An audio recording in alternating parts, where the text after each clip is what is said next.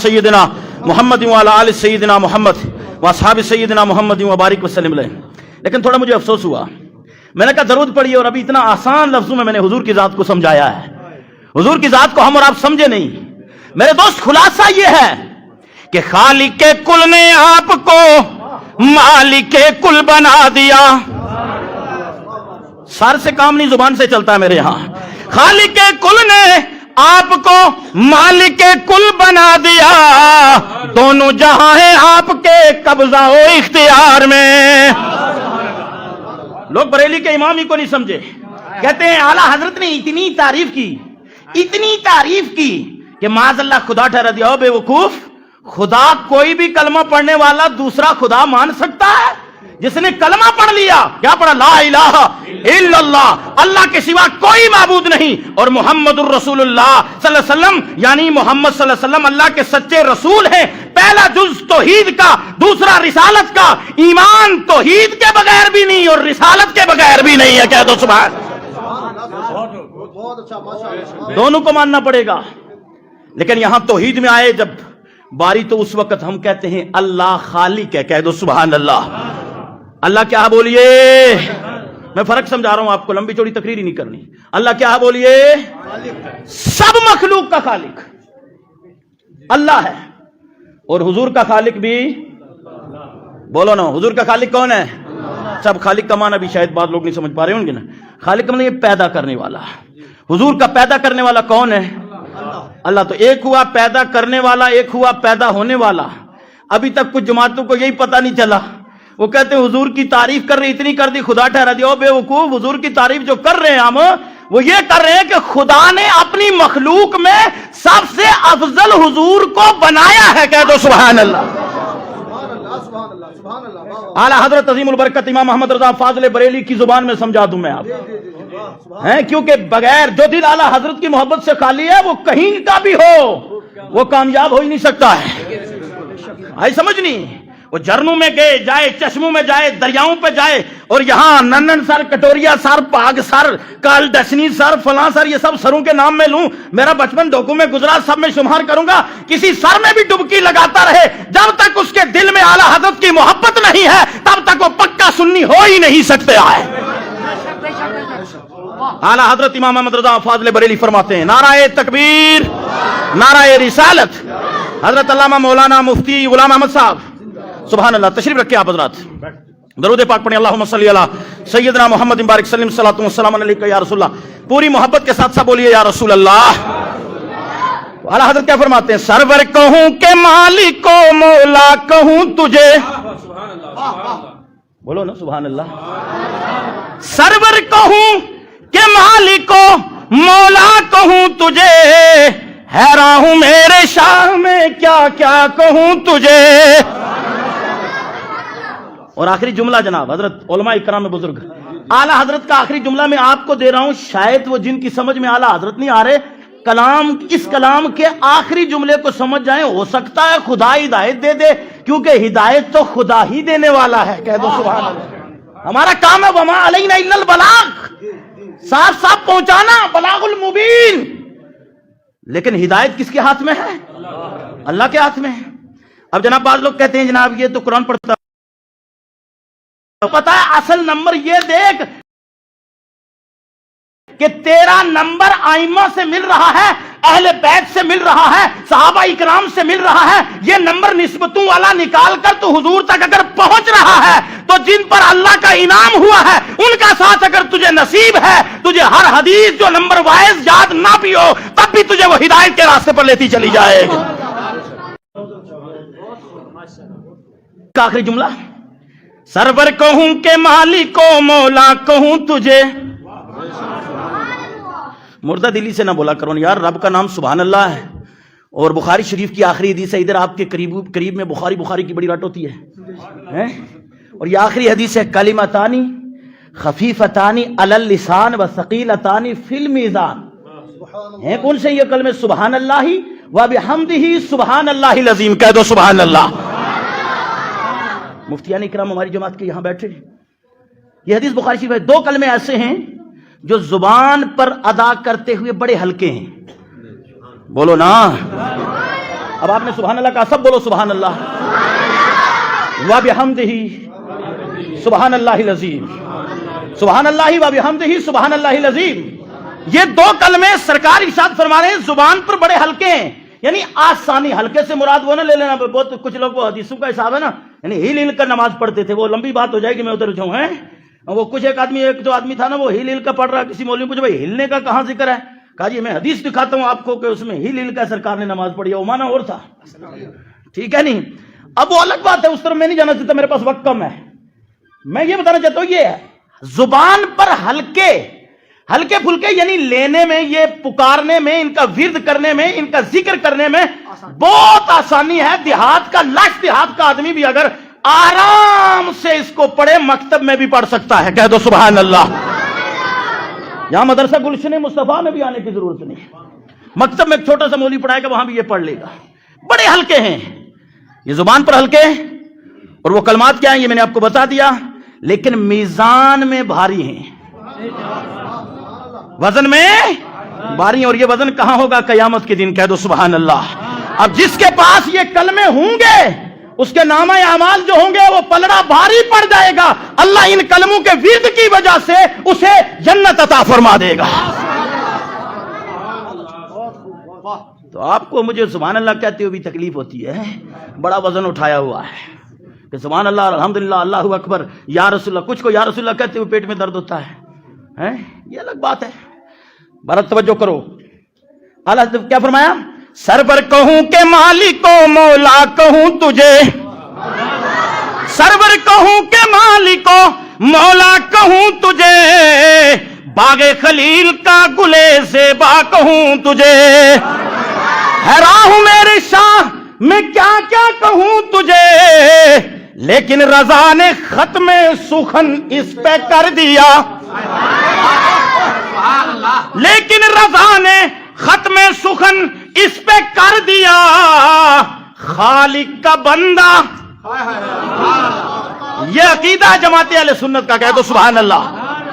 اہل سنت کا یہ عقیدہ ہے، تعریف کتنی بھی کرو، آخر تعریف خالق کا بندہ، خلق کا آقا کہوں تجھے، یعنی تکبیر،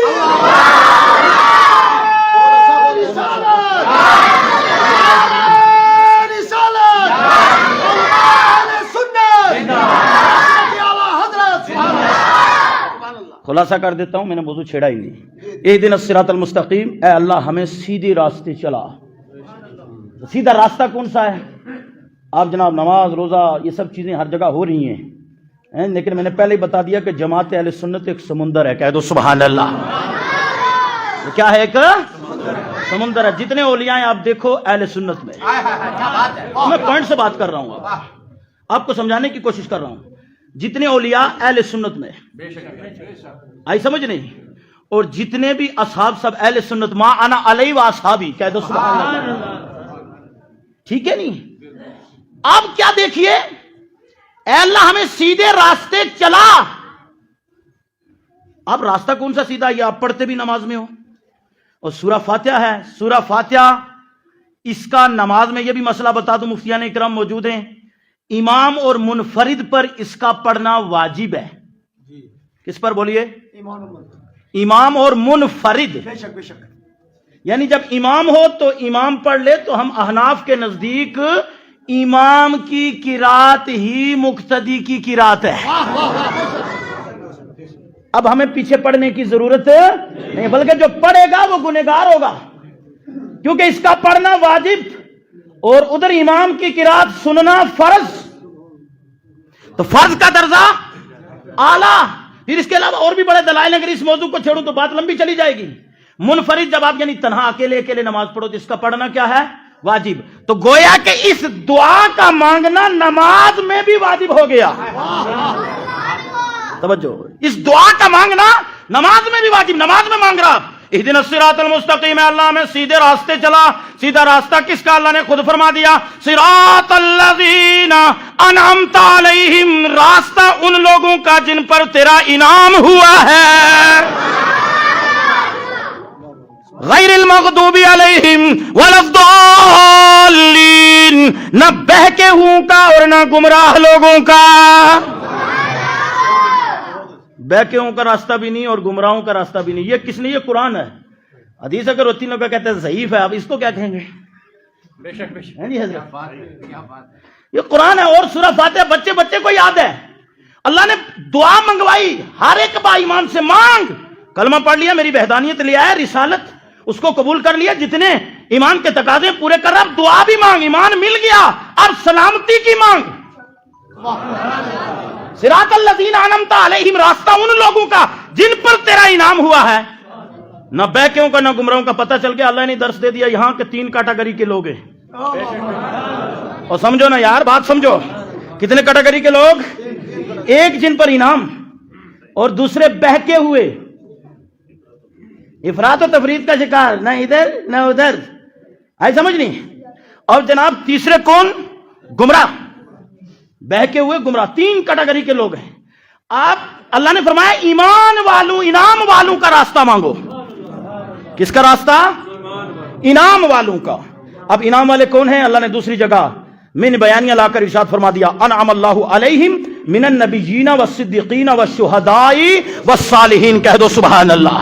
یہ راستہ کس کا؟ انعام کن لوگوں پر ہے؟ انعم اللہ علیہم، انعام جن لوگوں پر ہے وہ کون ہے؟ من النبیین، نبیوں کی جماعت ہے، کہہ دو سبحان اللہ۔ والصدیقین، صدیقین کی جماعت ہے، شہداء کی جماعت ہے، صالحین یعنی اولیاء اللہ کی جماعت ہے، کہہ دو سبحان اللہ۔ اب خلاصہ ہوگا میری تقریر کا، کیونکہ تقریر کو میں نے پھیلایا نہیں ابھی، بات اتنی سی ہے، اہل سنت میں جیو۔ کیا بولا میں نے؟ اہل سنت میں جیو، اہل سنتی میں مرو، اور انشاءاللہ ہم دعا کرتے ہیں کہ اللہ حضور کے صدقے قیامت کے دن اہل سنت و جماعت ہی میں اٹھائے۔ سب بولو آمین۔ کیونکہ یہ کچھ 100 سال سے پہلے سارے کا سارا جماعت اہل سنت ہی ہے، کہہ دو سبحان اللہ۔ اب کچھ 1 سالوں سے کسی فرقہ فرقی کی جناب والا عمر 100 سال ہے، کسی کی اس سے تھوڑی سی اوپر ہوگی، کسی کی زندگی 200 سال ہے، اس سے زیادہ نہیں ہے، لیکن اہل سنت وہ ہے جس کی 1400 سے بھی زیادہ عمر ہے، 1400 سال سے بھی زیادہ عمر ہے، ٹھیک ہے نہیں؟ اسی میں رہو، اسی میں کامیابی ہے۔ پھر میں حافظ صاحب کو، ان کی پوری ٹیم کو مبارکباد دیتا ہوں، آپ سب کو مبارکباد دیتا ہوں۔ آپ کو خصوصی طور پر اس لیے دے رہا ہوں کہ آپ بڑے خوش نصیب ہیں کہ بازار کو چھوڑ کر مسجد میں آ گئے ہیں، ورنہ وہ جو ساتھ والا ہوتا ہے نا وہ آنے نہیں دیتا، ادھر قدم اٹھاتے نا چلو مسجد کی طرف، وہ کہتا کدھر جا رہا ہے، مسجد میں کیا کرے گا، مولوی کی تقریر سنے گا، ادھر ہوٹل پر غیبت کریں، بک بک کریں، گانے سنیں، فلاں فحاشی میں لگے رہیں، فلاں برائیوں میں لگے رہیں، ادھر نہیں جانا۔ اللہ نے آپ کو چنا اور اللہ نے یہاں جلسائے حفظ و قرات کے اس میں آپ کو بلا لیا اور بٹھا دیا، کہہ دو سبحان اللہ۔ علماء کا دیدار کروا دیا۔ کچوی من کا، اگر آپ میری تقریر میں نہیں جاگے تو مجھے نہیں لگتا کہ میرے بعد میری جماعت کا کوئی اور ممبر آپ کو جگا پائے، کیونکہ میرا اپنا الگ مزاج ہے، اور ان ساتھیوں نے ویسے بعض جگہ مجھے یہ جگانے کے لیے بھی کھڑا کرتے ہیں کہ مجمع جاگ جائے پھر ہم بولیں، سمجھ نہیں، یہ بعض جگہ ایسا بھی ہوتا ہے الحمدللہ۔ اور ہمارے بعد مولانا اسماعیل صاحب بھی آ رہے ہیں، سبحان اللہ، وہ بھی بولیں گے سبحان اللہ۔ اب توجہ کریں، کچوی من کا، لالوی من کا۔ اب اس کو سادے لفظوں میں سمجھ لو، ادھر بھی مولوی، ادھر بھی مولوی، ادھر بھی مولوی، جدھر بھی جاؤ ادھر مولوی، سمجھ نہیں؟ داڑھی بھی ہے، لمبی بھی ہو سکتی ہے، نیچے بھی جا سکتی ہے، باتھ روم میں پرابلم بھی آ سکتی ہے، سمجھ نہیں؟ یہ سب کچھ ہو سکتا ہے۔ میاں محمد صاحب نے ایک ہی شعر میں سمجھا دیا، کچوی من کا، لالوی من کا، ایک رنگ دہاندا، جب سرافا آگے جاندا تو فرق 1000 کو آندا۔ جس یاری وچ خالی ڈالر ریل مال ہو، جس یاری وچ لالچ ہووے کدی او توڑ نہ چڑی دی، چادر لیرو لیر محمد تے کنڈیاں نال جوڑی دی۔